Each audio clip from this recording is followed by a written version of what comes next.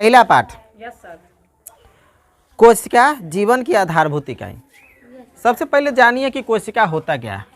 ठीक है, एक शब्द है कोशिका और यह जीवन की आधारभूत इकाई होता है। कैसे? कोशिका क्या होता है? हमारे शरीर में क्या, किसी भी जीव के शरीर में कोशिका होता है। अगर कोशिका नहीं होगा तो उसका शरीर नहीं होगा।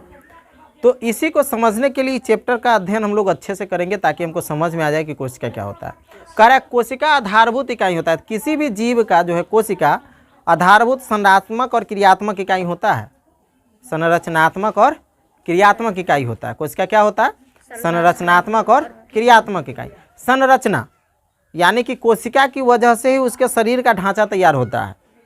हाथ, कान, नाक, मुंह, गला, बॉडी, पैर, ये सब सारी चीज़ें कोशिका की वजह से ही होता है। ठीक है, और क्रियात्मक इकाई भी होता है। हम जो काम करते हैं, हाथ चलाते हैं, बोलते हैं, तो ये सब में कोशिका का योगदान होता है। इसके बगैर हम कुछ नहीं कर सकते। तो कोशिका किसी भी जीव का संरचनात्मक और क्रियात्मक इकाई माना जाता है और होता है। माना क्या जाता है? होता है। अब समझ लीजिए कि कोशिका दो प्रकार का होता है। अब कोशिका में विविधता पाया जाता है। कहने का अर्थ ये होता है कि आप जब देखोगे, समझोगे तो आपको पता चलेगा कि कोशिका जो है ना, सब जीव में अलग अलग होता है। अब मान लो कि कोई छोटा सा बच्चा है, ठीक है, छोटा सा बच्चा छोड़ो, वो एग्जाम्पल देने में थोड़ा सा प्रॉब्लम होगा। बड़ा सा एग्जाम्पल लेते हैं। एक हाथी ले लो और एक चूहा ले लो। अगर आपसे कोई सिंपल सा जवाब कोई पूछ दे, बताओ बुआ, हाथी के देह में सबसे ज़्यादा कोशिका होगा या चूहा के देह में? हाथी के देह में। एकरा ई कोरा चूहा के देह में होगा। ठीक है, चूहा के देह में सबसे ज़्यादा कोशिका होगा ना। गधे इतना बड़ा एग्जाम्पल दिए हैं फिर भी कंफ्यूज हो गया। सर जी बोला था, हम बोल दिए। नहीं सर, पहले ही बोला था, तो कहने का अर्थ यह है कि कोशिका की संख्या चूहे के शरीर में कम होगा और हाथी के शरीर में ज़्यादा होगा। तो कोशिका का साइज, आकार, कोशिका का आकार, उसकी संख्या सब जीव के शरीर के ऊपर निर्भर करता है। जिसका शरीर जितना बड़ा होगा उसके शरीर में उतना ज़्यादा कोशिका होगा। ठीक है, जिसका शरीर छोटा होगा उसके शरीर में कोशिका भी कम होगा। चलिए, कहने का मतलब ये होता है कि कोशिका दो प्रकार के होते हैं। कोशिका जो है ना, कोशिका दो प्रकार के नहीं होते हैं। कोशिका से जो जीव बनता है ना, वो दो प्रकार का होता है। कोशिका तो कोशिका ही होता है। वह कोशिका जो चूहे में होता है वही कोशिका हाथी में भी होता है। यही है कि चूहा में कम होता है और हाथी में ज़्यादा होता है। तो कोशिका से जो जीव बनता है वो जीव दो प्रकार के होते हैं। एक होता है एक कोशिकीय जीव, एक कोशिकीय जीव, ठीक है, और दूसरा बहु कोशिकीय। चलिए, बहुकोशिकीय जीव मतलब पुतहु कोशिका वाला जीव। गांव घर में बहु मतलब कथी होता है? पुतोह। पुतोह को बहु बोलते हैं ना। तू सब पुतोह ना समझता है। तो एक कोशिकीय जीव जो होता है उसके शरीर में कै गो कोशिका होगा? भाई नामे में लिखा हुआ एगो। अगर आपसे कोई पूछे बताओ एक कोशिकीय जीव किसे कहते हैं, तो जिसके शरीर में एगो कोशिका हो उसे एक कोशिकीय जीव कहते हैं।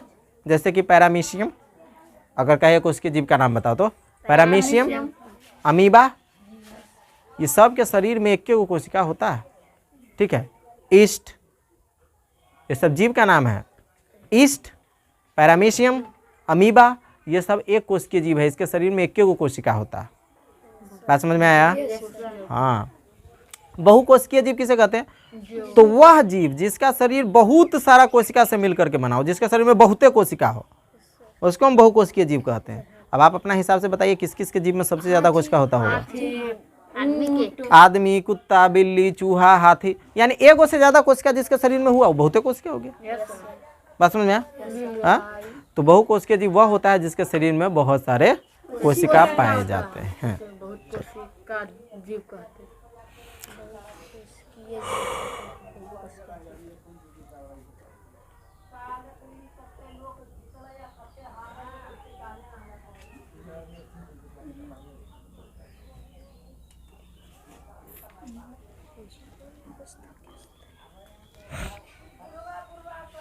एक छोटा सा एग्जाम्पल, अगर आदमी बहुकोशिकीय जीव है तो एक आदमी जो कम से कम 60 किलो का है, कितना किलो का?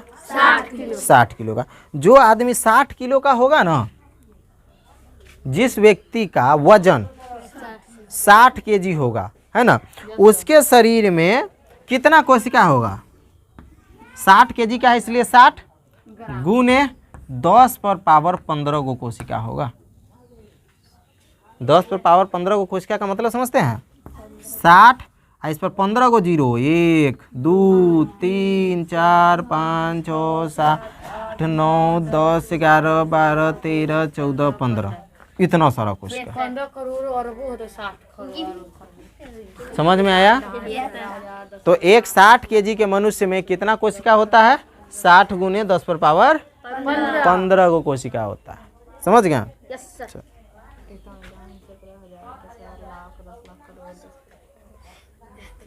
अच्छी काम करता है।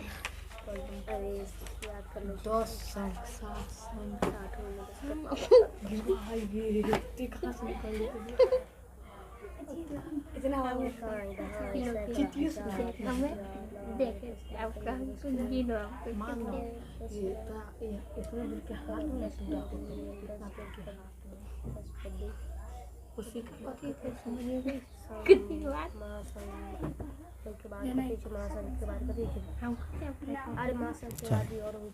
कोशिका समझ गया? Yes sir. अब कोशिका के बाद बात कर सकते हैं हम लोग उत्तक के बारे में, ठीक है?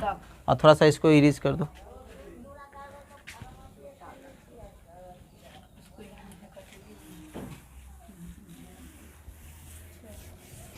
चलो ठीक है, कोशिका के बाद हो गया उत्तक।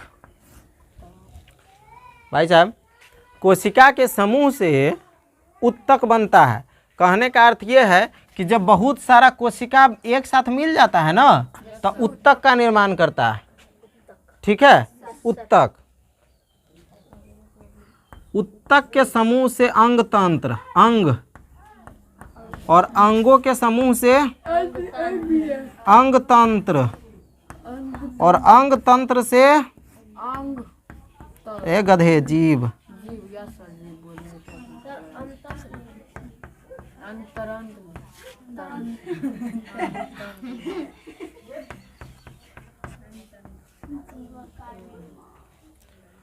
भाई साहब, पहला नंबर कोशिका होता है। कोशिका के समूह से उत्तक बनता है, उत्तक के समूह से अंग बनता है, अंग के समूह से अंग तंत्र बनता है, और अंग तंत्र से जीव का निर्माण होता है। यानी कि हमारे शरीर की सबसे छोटी इकाई क्या होती है? कोशिका। और जब बहुत सारा कोशिका मिल जाए तो हमारे शरीर में उत्तक बनता है, और बहुत सारा उत्तक मिल जाए तो अंग बनता है, और बहुत सारा अंग मिले तो अंग तंत्र, और उसके बाद लास्ट में क्या बनता है? जीव का निर्माण होता है। अब चलिए इसी चीज को समझते हैं। तो जो बहुकोशिकीय जीव होता है वो जीव का निर्माण करता है। तो जो एक कोशिकीय जीव होता है उसका भोजन प्रणाली क्या होता है, सो समझिए। एक कोशिकीय जीव का नाम हम बताए थे आपको, अमीबा, ईस्ट, पैरामीशियम, है ना। एक कोशिकीय जीव, इसके बारे में समझिए। जैसे कि अमीबा, अमीबा अगर एक कोशिकीय जीव है तो भाई हमारे शरीर में बहुत सारा कोशिका मिलकर के उत्तक, और उत्तक मिलकर अंग बना दिया। यानी कि हाथ अलग बना दिया, मुंह, नाक, कान सब अलग अलग बन गया, तो सबका काम भी अलग अलग है। हम लिखने के लिए, खाने के लिए हम हाथ का इस्तेमाल कर रहे हैं, बोलने के लिए मुख का इस्तेमाल कर रहे हैं, सूंघने के लिए नाक का, देखने के लिए आँख का, सुनने के लिए कान का, अलग अलग इस्तेमाल करें। लेकिन जिसके शरीर में एक को कोशिका है, वो देखता कैसे होगा, सुनता कैसे होगा, खाता कैसे होगा? स्वाभाविक सी बात है। हाँ, अब जिसके शरीर में एक कोशिका है, तो भाई जिसके शरीर में एक कोशिका होता है ना, उसके शरीर का कोई ढांचा ही नहीं होता है। कैसा बन जाता है? वो एकदम, उसके शरीर का कोई निश्चित आकार नहीं होता है। तो जब उसके पास भोजन आता है, भोजन करने के लिए, तो वो क्या करता है? जैसे कि समझ लीजिए ये अमीबा है, और यहाँ पे अगर भोजन है तो ये अपने शरीर को चारों तरफ से फैलाएगा। ठीक है, फैलाते फैलाते इसको अपने अंदर बंद कर लेगा, और जब इसको अपने अंदर बंद कर लेगा फिर उसी को उसके अंदर खाएगा, पिएगा, उसको पचा देगा। और जब पच जाएगा सब भोजन और जो बच जाता है, अब भाई खाता है तो पूरा भोजन नहीं ना पचता है, कुछ ना कुछ बच जाता है, तो उसको मल के रूप में बाहर निकाल देता है। तो फिर शरीर में कहीं भी एक जगह छेद का निर्माण करेगा और वहाँ से उस अधपचे भोजन को बाहर निकाल देगा। एक कोशिकीय जीव में इस तरीके से भोजन संरचना होता है। अब बहुकोशिकीय जीव कैसे भोजन करता है? तो भाई साहब भोजन, बहुकोशिकीय जीव जो होते हैं उसको भोजन करने के लिए बहुत सारा काम होता है ना। उसके शरीर में अंतर्ग्रहण होता है, हाँ, पाचन होता है, स्वांगीकरण होता है, बहिक्षेपण होता है, बहुत सारा क्रिया होता है।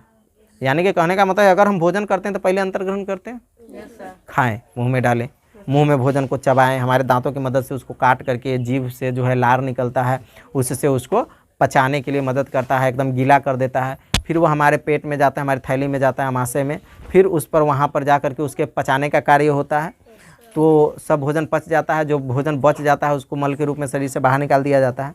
तो ये सारे काम के लिए शरीर में अलग अलग अंग होता है। जो बहुकोशिकीय जीव होते हैं उसके शरीर में हर काम के लिए एक निश्चित अंग बनाया गया है, ठीक है ना, उसको बहुकोशिकीय जीव कहते हैं, है ना। और वह सारा काम, अब जैसे कि हम भोजन करेंगे, अंतर्ग्रहण, पाचन होगा, स्वांगीकरण होगा, बहिष्करण होगा, यह सब काम जिस अंग की मदद से होता है उस अंग को हम पाचन तंत्र कहते हैं। क्या कहते हैं? पाचन तंत्र। हमारा भोजन जहाँ पचता है, उसका जहाँ पर काम होता है, विखंडन होता है, उस अंग को हम क्या कहते हैं? पाचन तंत्र कहते हैं। श्वास लेते हैं तो श्वसन तंत्र। बात समझ में आया?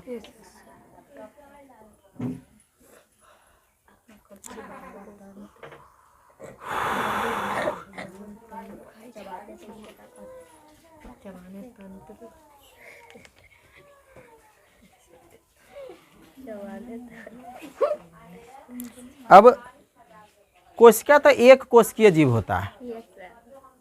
अब जिसके शरीर में एक के वो कोशिका है तो सोचो कितना छोटा होगा, उसको हम अपनी आंखों से नहीं देख सकते हैं। तो उसको देखने के लिए हमको एक यंत्र की आवश्यकता होती है जिसको बोलते हैं माइक्रोस्कोप।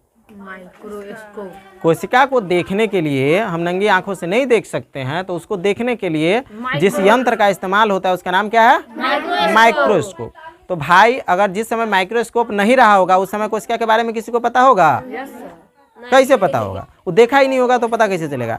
तो कोशिका का सही ज्ञान कब हुआ? जब माइक्रोस्कोप का निर्माण हुआ। और माइक्रोस्कोप का निर्माण कब हुआ? 1665 में। 65 में, है ना। 1665 में एक वैज्ञानिक थे जिसका नाम था रॉबर्ट हुक। उसने 1665 में माइक्रोस्कोप का निर्माण किया।